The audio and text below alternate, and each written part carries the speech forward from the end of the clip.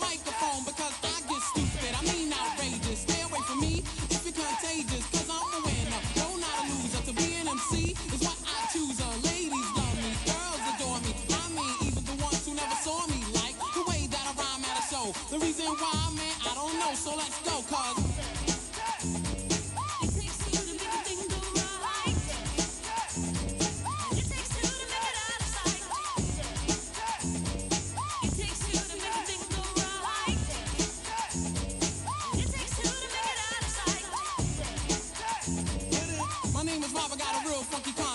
listen up, cause I'm gonna keep you in step. I got an idea that I wanna share. You don't like it, so what? I don't care. I'm number one, the uno, I like calm. Bring all the suckers, cause all of them I'll stomp. Won't neglect, but I will protect. All of my followers, cause all I want is respect. I'm not a boxer, but the man who rocks her. A slick brother that can easy out fox her. Cause I'm Bob, the last name Basis.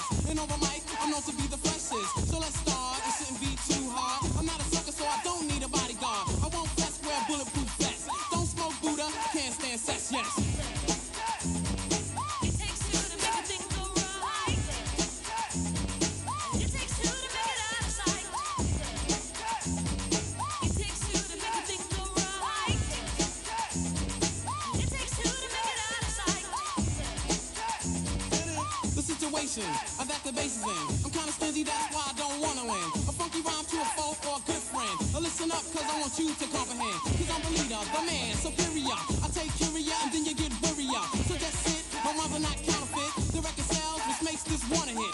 It won't hurt to listen to Red Alert. Take off the shirt, make sure it don't hit the dirt. I like the kids, the guys, the girls. I won't get done cause this is raw-based world. I'm on a mission, you better just listen to my rhymes cause I'm all about dissing cause it takes two to make a thing go right. It takes two to make it out of sight.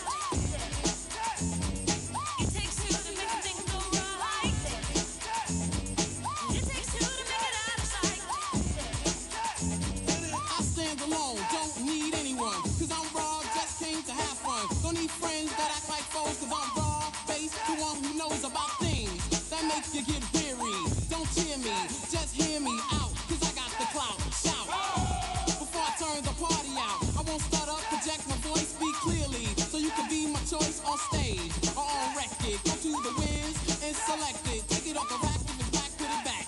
I like the Whopper, the Big Mac. If you want static, so let's go. So, throw up your hands, go for what you know. Bro, I got an ego. Yo, talking to me? No. Oh, cause Robbers in the front, easy rockers on the back up. We're not soft, so you better just slack up. Cause I'm cool, calm, just like a breeze. Rock the mic with the help of Easy Rock. On the set, the music play. Only cuts the records that I say. It takes two to make a thing. Hold on, I need to get her song.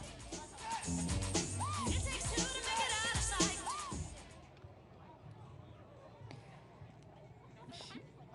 Please welcome leader Stacey Abrams, founder of Fair Fight 2020. I've got it muted.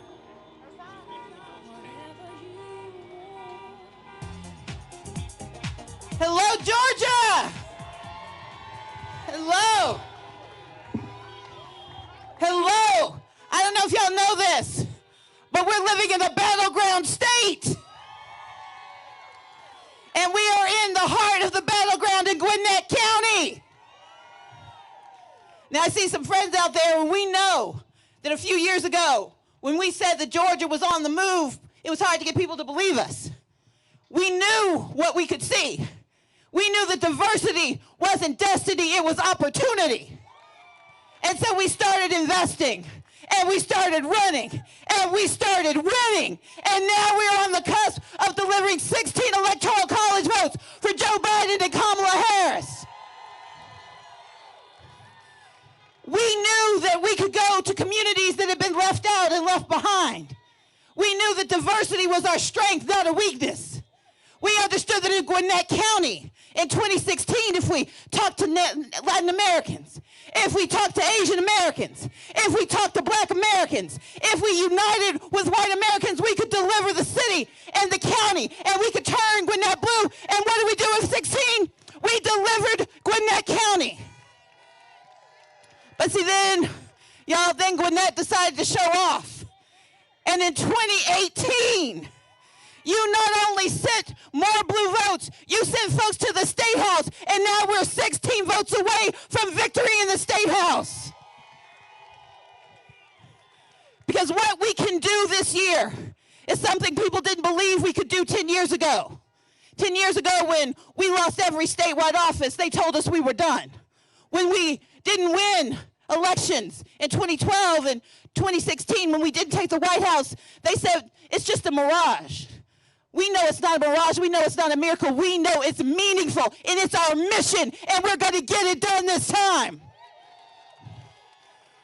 We're going to get it done because we live in the state of Georgia, where 373,000 Georgians have contracted COVID, where 7,790 Georgians have perished, where 1.4 million Georgians do not have health insurance, and where under Republican leadership, 2 hospitals closed down in the middle of a pandemic. But we know that while Trump lies, Joe Biden will deliver. We live in a state where evictions are going up and jobs are disappearing. But we know that we've got the ingenuity, the fortitude, and the ability to win because while Trump hides, Georgia knows that Biden will deliver. And when racial justice is on the line, when racial reckoning is what we know that while Trump divides, Biden and Harris will deliver. They've got a plan to build back better, a plan to make certain that every Georgian has the job they need, the health care they deserve, and the future they want. Because we know that with Biden-Harris, we will build back better. We will restore the soul of this nation. But in the Peach State, in the Peach State being in the South, we know we don't just give you what you ask for, we give you a little extra. So not only are we going to give 16 electoral college votes to Joe and Kamala, we're going to send them 2 U.S. senators to get the job done. My friends John Ossoff and Raphael Warnock are going to take this country forward. And it's going to be Georgia that delivers those two men to the Senate. Warriors for peace, warriors for justice, warriors for progress. And while my good friends Hank Johnson and Sanford Bishop, while they are doing the work they need to do, while David Scott is doing the work he needs to do. Last time we sent them Lucy McBath because we knew they needed a woman's touch from the Georgia delegation. And this time we're going to send Lucy back with a new friend, Carolyn Bordeaux. But we also know that justice and progress go all the way down the ballot. And that's why, Gwinnett, you are going to vote like your life depends on it. You're going to vote from every seat. You're going to vote for the county commission chair because we need a county commission chair that wants progress in Gwinnett County. You're going to vote for state legislative representatives who will flip the state house so we can control redistricting in the house and make sure that voters pick their politicians. Politicians won't be picking their voters in 2021.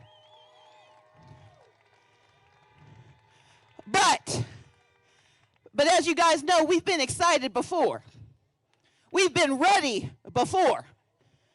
But we know that just because good is on the move doesn't mean bad has stopped working. Voter suppression is alive and well in Georgia, but we put it on its knees. We got the work done to make sure that the exact match is no longer the law of the land in the state of Georgia. We've done the work to make certain that if you make a mistake on your absentee ballot, they've got to let you know and let you fix it. But we also know that long lines may show enthusiasm, but they also show incompetence and the lack of investment from the Secretary of State, but we're not going to let them distract us.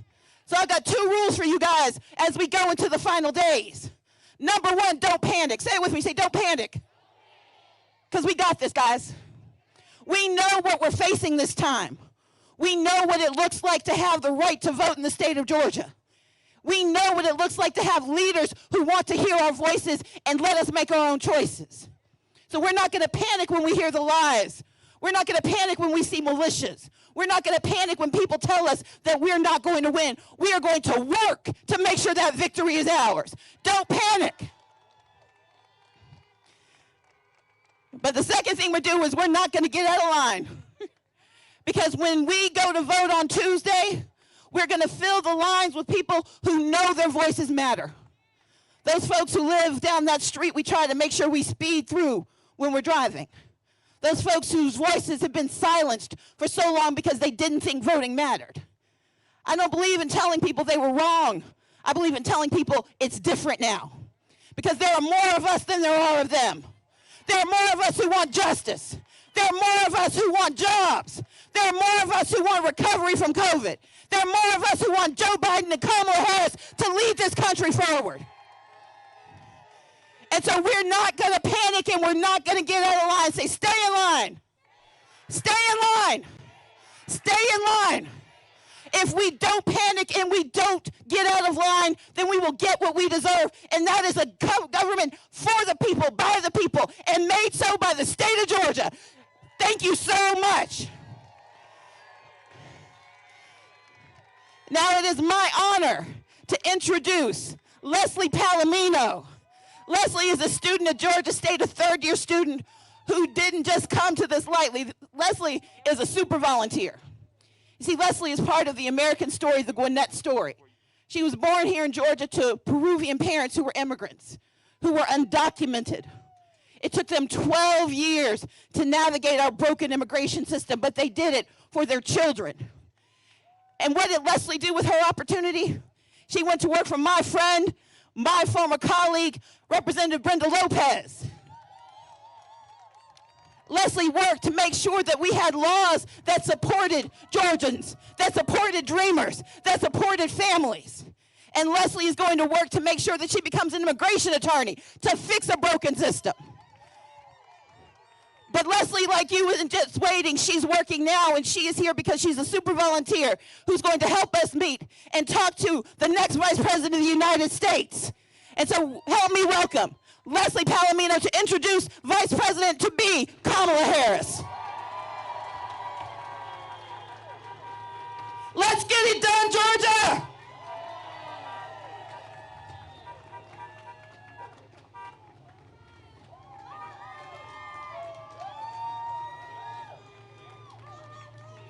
Good afternoon. Thank you so much for that kind introduction, Leader Abrams. My name is Leslie Palomino. I am the proud daughter of two Peruvian immigrants who have instilled the importance of education and hard work. I am the product of Gwinnett County Public Schools, a graduate from Meadow Creek High School. I am a college student at Georgia State University pursuing a degree in political science and journalism. I plan to attend law school and become an immigration attorney and possibly run for office someday. In 2016, I feared for our lives when Trump was on the ballot. I was 16 years old then and was not eligible to vote just yet. So I hope for the people voting that year realize they were voting on my behalf. They were voting for my future. And today, it gives me great pleasure to say that I cast my ballot for the very first time in a presidential election, and that I voted for Joe Biden and Kamala Harris. As I walked into the voting booth, I became very emotional because I was aware that I was casting my ballot on behalf of my parents who are not U.S. citizens, my younger 13-year-old brother who worries about Earth's future and climate change, my sister who is pursuing a career in the medical field and cares deeply about access to health care, for my family members who are undocumented, and for my friends who are DACA recipients. Within the last 4 years of the Trump administration, we have seen a relentless disruption in our democracy, cruel executive orders, and zero-tolerance immigration policies that have affected working class and immigrant system is under greater stress as a direct result of Trump's malignant policies. My own parents and sister had to wait over 12 years to become permanent residents. At this moment, in the land of the free, lawyers are still attempting to find the parents of 545 children who were cruelly and inhumanely separated by the Trump administration. Innocent children ripped apart from the people they love the most. I thought about them too when I casted my ballot. Joe Biden and Kamala Harris have announced they would sign an executive order on the first day of Joe Biden's presidency, establishing a task force to find and unite the families. That's the right thing to do. That's the kind of thing we should expect from our elected officials and leaders.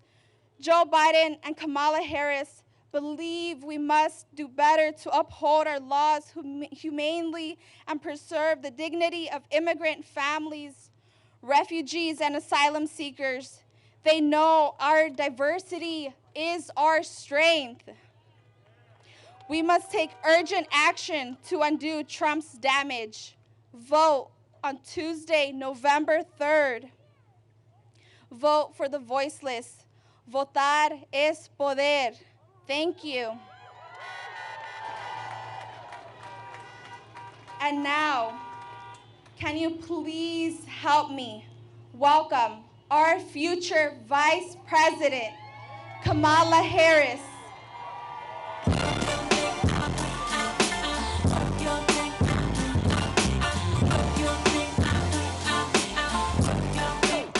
There's so many girls, I hear you've been running from the beautiful queen that you can be becoming. You can look in my palm and see the storm coming. Read the book of my life and see I've overcome it. Just because the length of your hair ain't long, and they often criticize you for your skin tone. Wanna hold your head high, cause you a pretty woman.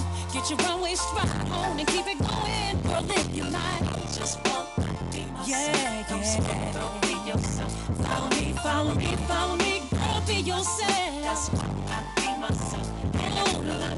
Let them get mad. They gon' hate anyway, don't you get mad? Doesn't matter if you're going along with their plan. They'll never be happy cause they're not happy with themselves. Hello, everybody. Oh, it's good to be back in Georgia, and it's good to be with my friend Stacey Abrams. Can we all have Stacey Abrams? You know, I was just talking to Stacey, and I said, look at where we are, Georgia. Look at where we are and where you have been and what you have been doing. Organizing and mobilizing and getting folks registered to vote. You know, early voting is now over, but we want to remind everybody they can drop off their ballots in the drop boxes. So we want to make sure that they're doing that through 7 o'clock on Election Day. But I was just saying to Stacey Abrams that I'm so thankful to her for the work that she has been doing for years to fight for Georgians and the right to vote. What she has been doing for years to fight that good fight, often with just thankless energy, but she keeps giving. And all that we are looking to now in terms of Georgia and the prospect of what we might accomplish in this state, in large part, we have to say, thank you, Stacey Abrams, for the work you have done.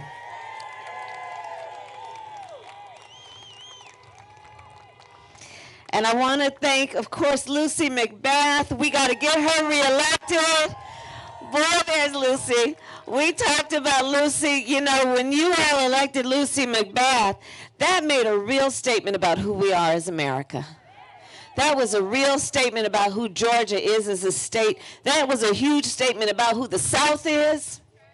All of that happened when you sent Lucy McBath to the United States Congress. So let's make sure we send her back. I see Hank Johnson over there, Congressman Hank Johnson. I want to thank him for your longstanding friendship. You know, Lucy and Hank and I serve in the Congressional Black Caucus together, and I see these guys when they are in the room with no cameras, and I see them when the cameras are on, and they're always the same person fighting for the people of Georgia and working families of Georgia. And I want to thank you both for your friendship and all the support you've been giving Joe and me. Thank you. Carolyn Boudreaux, where are you? Where is she? We got to make sure, there you are. We got to send you to the United States Congress, right, Georgia?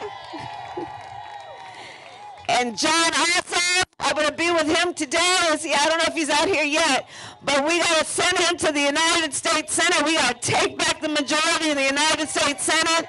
His name is pronounced John. I want to thank, of course, the Democratic Party Chair, Nikema Williams, who is also going to go. There she is, in that great tradition of our dear, now ancestor and hero, John Lewis. Nikema, we're all so proud of you. And Leslie Palomino, who introduced me, and Stacy said it, really just a voice about who we are again as a country and our future. When I look at her and so many of our young leaders, I know our future is bright. So I'm back in Georgia. We got 2 days to go.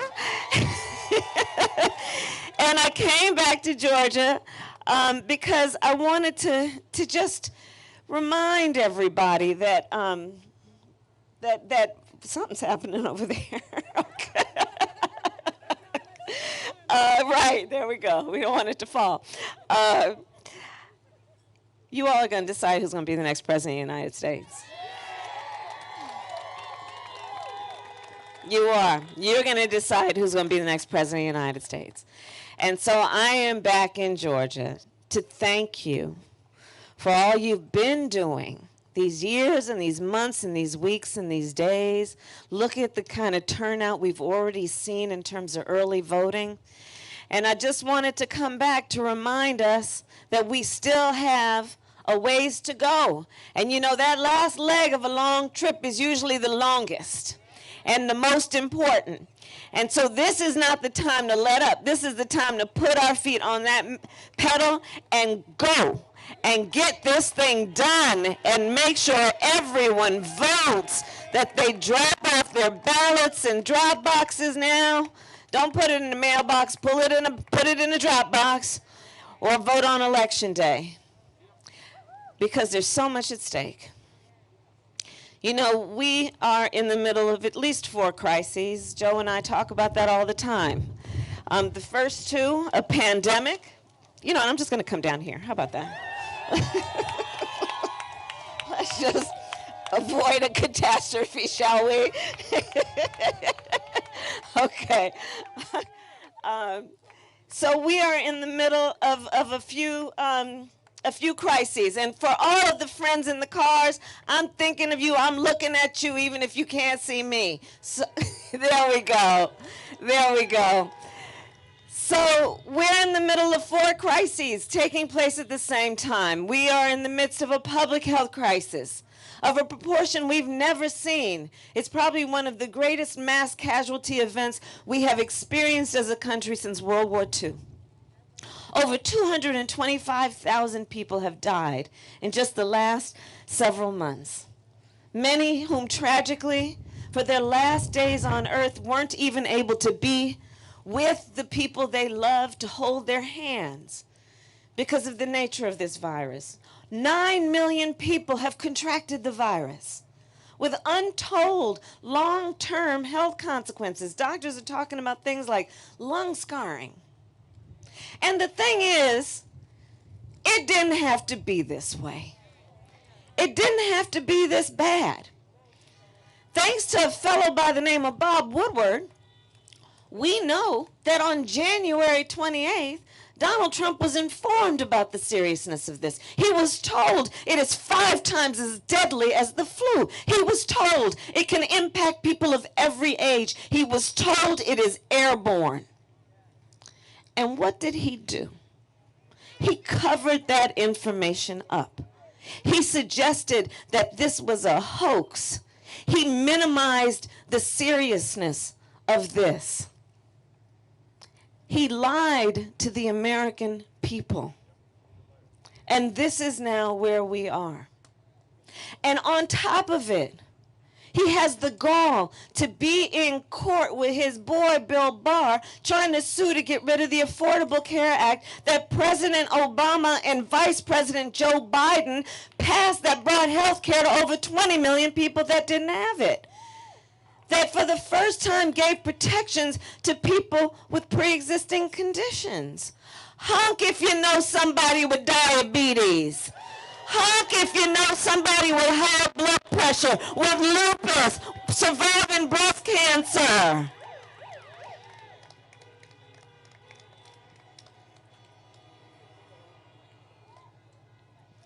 And they want to take it away. They want to sue to get rid of it. So you have that on the one hand. On the other hand, you have Joe Biden. Joe Biden, who says, we need to expand Obamacare. We need to expand it to the point we bring down the cost of prescription drugs, bring down the cost of premiums, bring down the age of Medicare eligibility to age 60. Joe Biden, who says, we understand that when we're talking about health care, the body doesn't just start from the neck down, it includes the neck up, and that's called mental health care. There's a very clear choice in this election.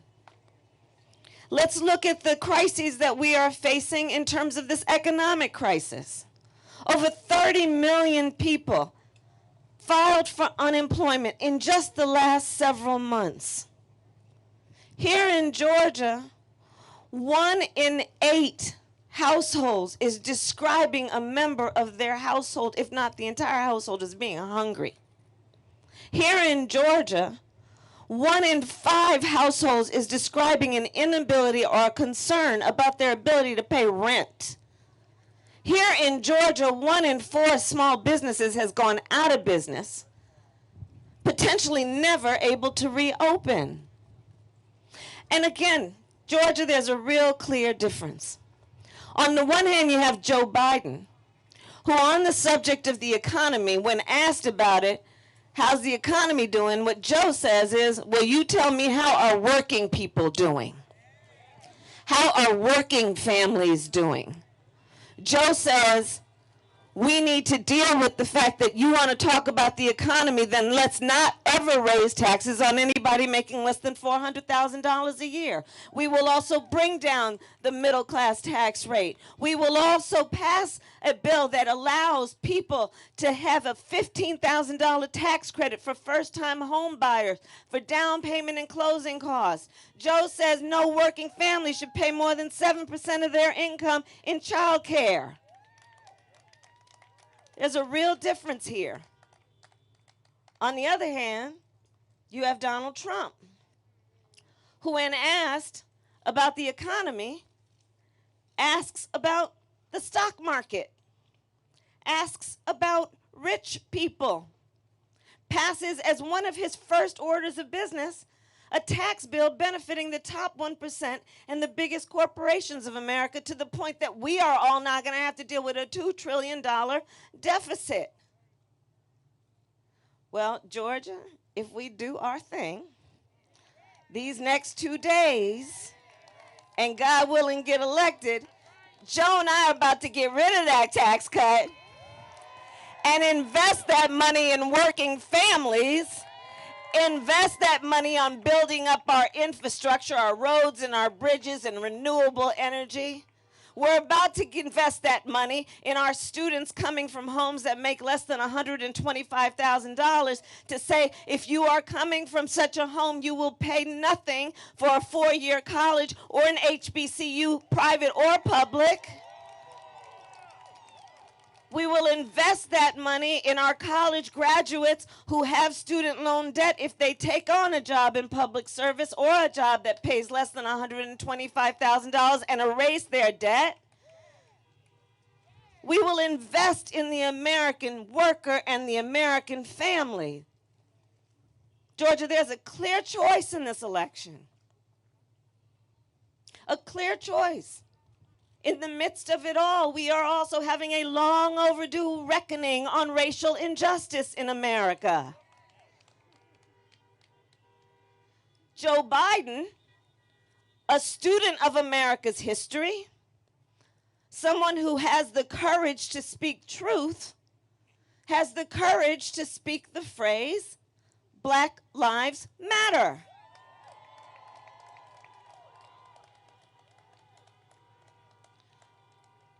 Joe Biden says, let's deal with it. Deal with the history that has resulted in stark disparities based on race in our healthcare system, in our criminal justice system, wealth disparities, educational disparities. Joe says, let's deal with that on criminal justice. We will decriminalize marijuana and expunge the records of people who have been convicted for marijuana offenses. We will shut down private prisons. We will end the cash bail system, which is not only a criminal justice issue, but an economic justice issue. We will require reform of policing. We will ban chokeholds and carotid holds because George Floyd would be alive today if that were the case. We will require a national registry of police officers who break the law, because it shouldn't be that you get fired in one place and then get to go to another place and get hired there. Joe says, let's deal with the racial disparities in our healthcare system when we see that blacks and Latinos are 3 times as likely to contract COVID and twice as likely to die from it. When we see that our Native American brothers and sisters have the highest rates of diabetes of any population in our country. When black women are 3 to 4 times more likely to die in connection with childbirth than other women. Joe says, let's deal with that. On the other hand, you have Donald Trump, who at that debate, you all remember that first debate? At that debate, refused to condemn white supremacists, and then didn't stop there. He doubled down and said, stand back and stand by. In Georgia, here's the thing. It's not like it was a one-off. Don't forget, when he was running for office and thinking about his political career, he had the gall to question the legitimacy of America's first black president. Don't forget on Charlottesville, where folks were peacefully protesting racial injustice. A young woman was killed. And on the other side, there was a group of neo-Nazis wearing swastikas, carrying tiki torches, spewing racial and anti-Semitic epithets. And the President of the United States said there were fine people on each side. A President of the United States who called Mexicans criminals and rapists, who as his first order of business, put in place a Muslim ban. Georgia, we are better than this. We deserve better than this. We want a president who understands that regardless of where you live, your race, your gender, your age, the language your grandmother speaks, that we all have so much more in common than what separates us. America knows we need a leader like Joe Biden who understands the importance of bringing folks together, who understands that the real measure of a person's strength is not based on who you beat down, it's based on who you lift up.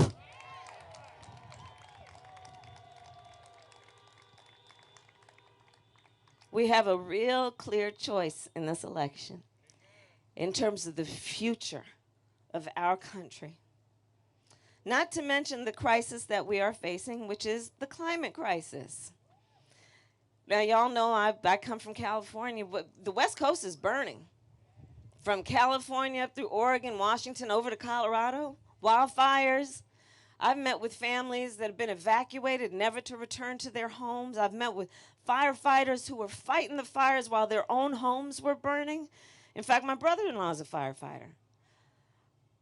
On the Gulf Coast states, the neighbors to here, right? We've had 5 named storms just this year.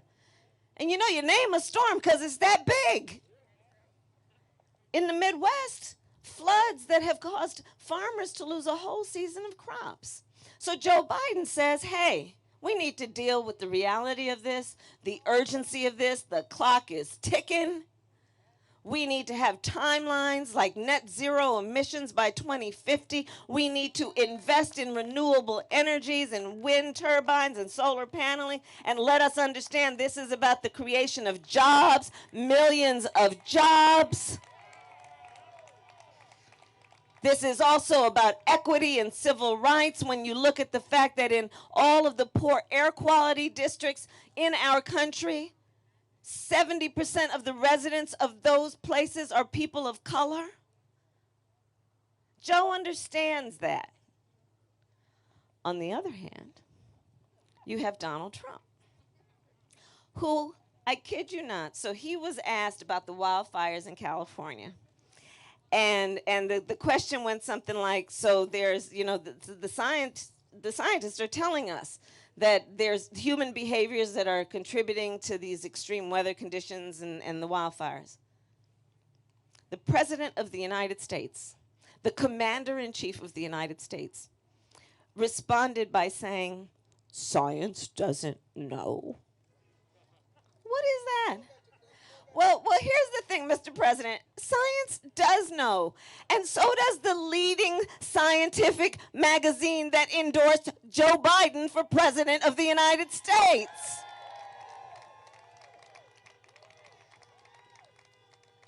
So everything is at stake. And that brings me to today and this vote.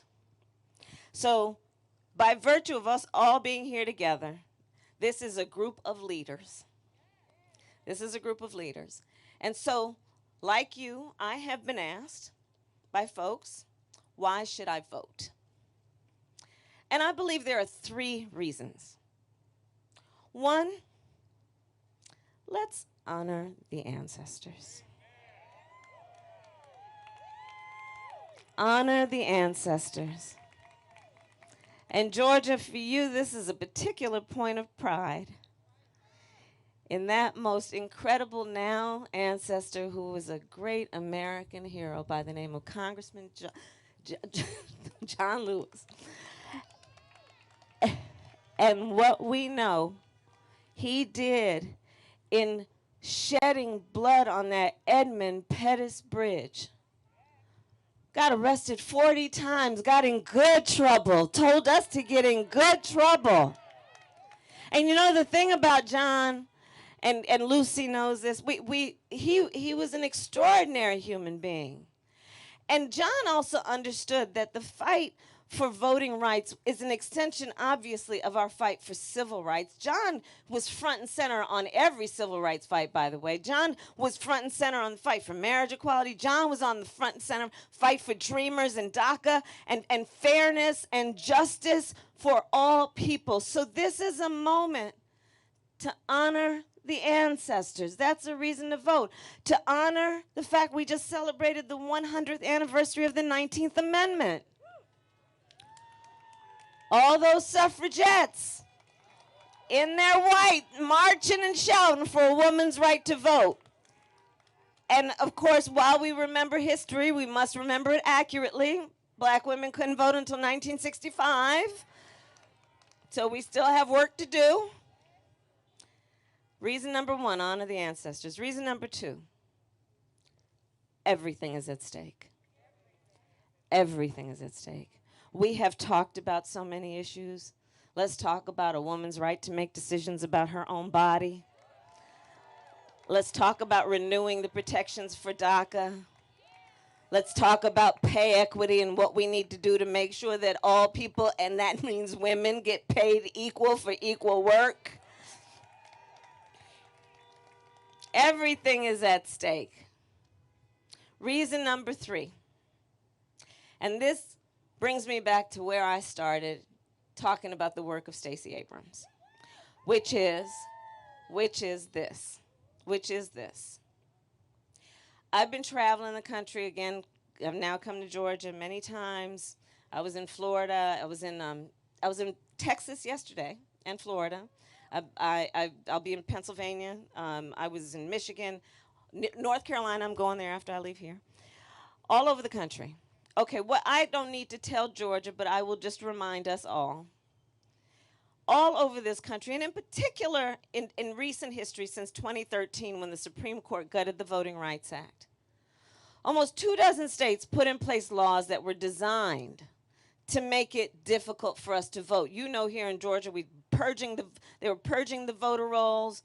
We have seen in Texas how they were picking up drop boxes. You know, they put a thing in Texas, 1 drop box per county. I was in Harris County, where Houston is. 4 million people live there. They have 1 drop box. In states where they're saying, well, if you do a mail-in ballot, you got to fill out your ballot, then put it in 1 envelope, and then you're supposed to seal that and then put it in another envelope, and you got to be sure you sign it here, but then in some places you got to be sure somebody else signs it. Trying to make it difficult. Trying to confuse people. They were even messing with the post office. The post office. I mean, the nicest people work for the post office. And so we've got to ask, why do you think so many powerful people are trying to make it so difficult for us to vote? And I do believe the answer is because they know our power. They know our power. They know when we vote, things change. They know when we vote, we win. And so let us not ever let anybody take our power from us. It is ours. And election time, the power of our voice is through our vote, and we will not be deterred. We will not be sidelined. We will not be silenced.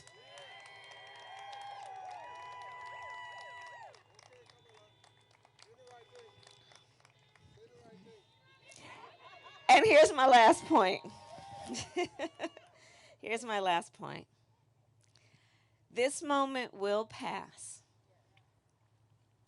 And years from now, our children, our grandchildren, and others, they will look in our eyes, each one of us, and they will ask us, where were you at that moment? And what we will tell them is so much more than just how we felt. We will tell them what we did.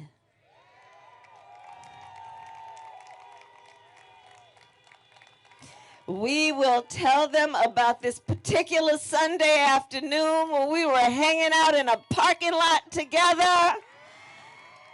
We will tell them how we organized and mobilized. We will tell them how we called and we texted everybody we knew to the point that they got tired of us, but we knew they would get over it.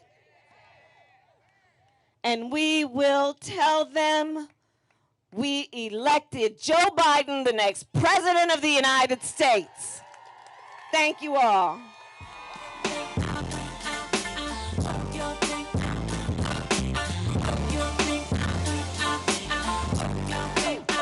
There's so many girls I hear you've been running from the beautiful queen that you can be becoming. You can look in my palm and see the storm coming. Read the book of my life and see it overcoming. Just because the length of your hair ain't long, and they often criticize you for your skin tone. Wanna hold your head high cause you a pretty woman. Get your runway stride on and keep it going. Girl, live your life. Just won't be myself. Yeah. Don't be yourself. Follow me, follow me, follow me. Girl, be yourself. That's why I be myself. Let them get mad. They gon' hate anyway, don't you get mad? Doesn't matter if you go along with their plan.